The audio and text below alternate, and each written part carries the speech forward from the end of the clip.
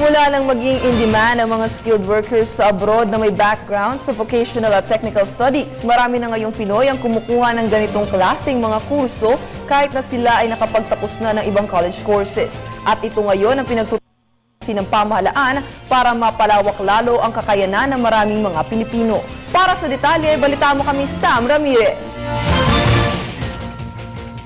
Parami sa mga Pilipino ngayon ang mas pinipili ng matuto ng mga bagong skills upang magkaroon ng trabaho.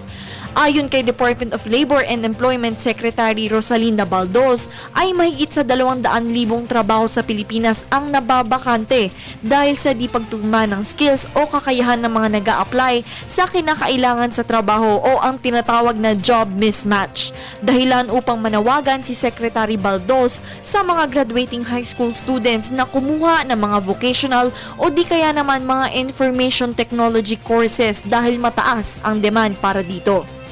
Kaugnay nito, marami na ding mga manpower development centers ang nagsisulputan sa mga syudad sa buong Pilipinas at maraming mga Pinoy na din ang mas bukas sa ganitong opsyon.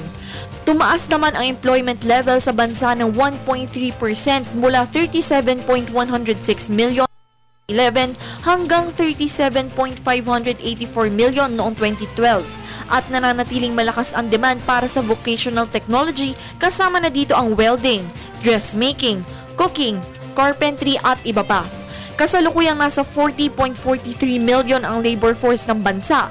37.66 million dito ang may trabaho at 2.76 million naman ang walang trabaho.